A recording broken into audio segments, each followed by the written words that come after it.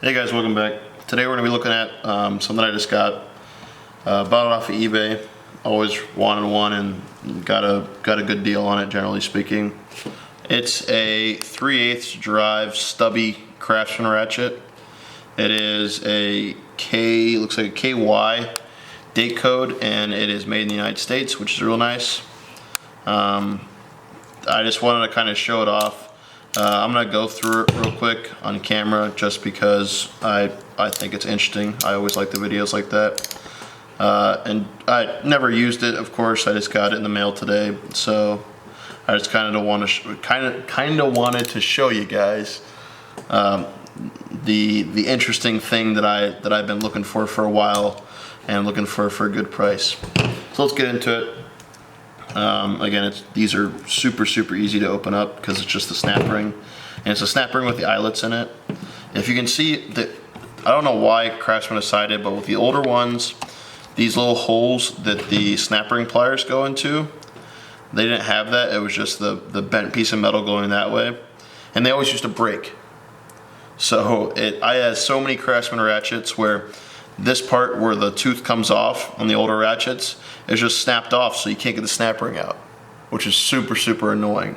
So it's really nice that they have the circles in terms of the snap ring or the snap ring itself. Really easy to get the pliers in, and the heads of the pliers, you know, are meant for these types of snap rings. So it's really nice to have that. So we're gonna open it up. We look at the teeth. It looks like I sprayed some WD-40 in this earlier. And try to get it to loosen up a little bit. It was definitely really seized.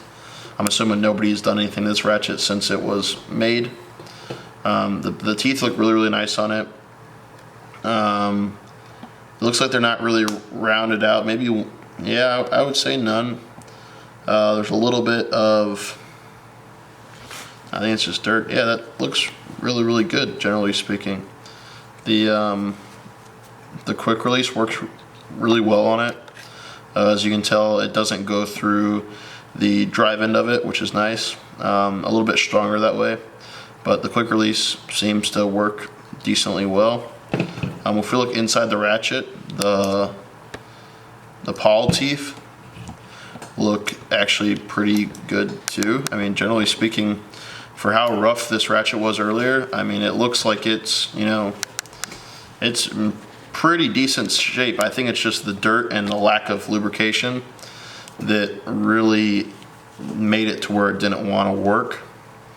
So what we'll do is we'll throw some super lube, which is always funny to me. It's the recommended lubricant by a lot of these, you know, big ratchet places like Snap-on, and it's, you know, Snap-on, the most expensive tool money can buy, or, you know, peasant money can buy, until we get to like the industrial stuff. One of the most expensive tools money can buy, and the lubricant they use, you can buy at Harbor Freight. I just think that is just the funniest coincidence ever. Yeah, that'll be good enough. I lied. I'm not using super lube. I'm just gonna use some Red and Tack, some Lucas, just because it's in arm's reach. So just throw some on the paws, not a whole bunch. You don't really need that much. There's no need to douse it. Put a little bit on the top there for the plate, and then just a little bit on the teeth, and go around. This isn't necessary, but I like to put it where it touches the ratchet body itself. So on the front of the teeth and the back of the teeth, this touches the plate in the front, and then it touches the ratchet in the back. A lot of people don't do that. I just figured, not like it hurts it, might as well do it. Put the ratchet in neutral, so right in between, so it's not hanging up any of the teeth. Slide your teeth back in. We can put our plate on. I'm gonna put a little bit of lube on that bottom part of the plate. Put our plate back on, get our snap ring with the right holes in it, and throw it back in place and wipe off our extra red and tacky Lucas grease.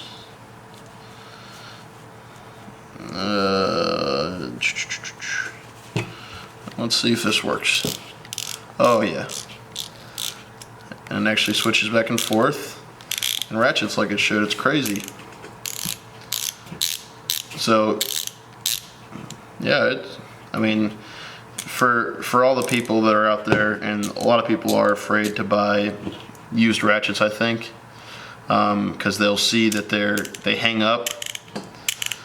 A lot of the time it's just the willingness of the buyer to go back into it and take it apart and clean it and lube it, and it really does bring to life, you know, these old tools, especially when they're as easy to service as these. I know that the really old Craftsman ratchets, they have riveted plates, so you can't get into the drive head without essentially just eliminating the rivets altogether. So those aren't really possible to service without damaging the tool itself. But these, I mean, there's really no excuse. Just you don't have to get, you know, these are Craftsman snap ring pliers. They're the exact same thing as Channel Lock. Channel Lock made these for Craftsman.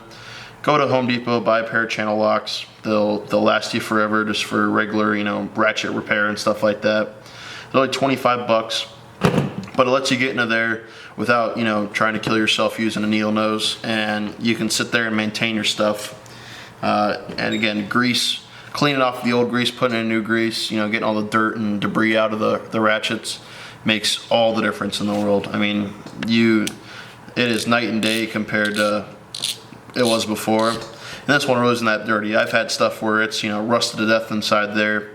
All you need to do is take it out, get a wire wheel against it, get all the old rust off, put some more lube on it, and it's good to go already. So I mean, just little things like that, just to kind of keep these alive. I know a lot of people will see them as total losses whenever their mechanism gets seized up, and I don't want people to see it like that. I wanted to say that, you know, it's not just the end of the world if something doesn't happen.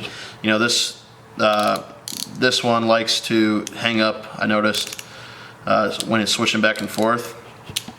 But is that really that big of a deal?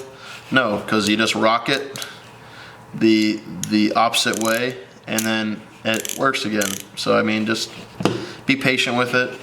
I'm sure that if I took a file and made sure those teeth were perfectly you know, factory specific and not deformed, they won't even do that. But just make sure you guys are aware that, you know, it's not the end of the world if it stops working. Take it apart and fix it before you throw it away, because a lot of wasted tools like that. So yeah, I'll be interested to see what this gives me in terms of extra usability, and a different type of tool I don't have, you know, at all. A lot shorter. I mean, even if we look at a regular Craftsman 3/8 ratchet, it's 1.5 inches shorter, but the whole, you know, fanciness of it is the flex head. So I have flex heads already, but I'll be interested to see what this is useful for in terms of a stubby 3/8 flex head. We'll see, only time will tell. Let me know if you guys have any questions. Again, I'm not an expert at them, I just got it, so I'm not like I'm gonna act like I know everything in the world about it. But if you have any questions, let me know. I'll try to answer it, try to look it up myself. And if you guys have any suggestions on what you want to see next, whether it be Craftsman or Snap-on or SK or whatever, let me know. I'll see if I have it. If not, I'll see if I can get it, and we'll make it work. I'll see you guys next time.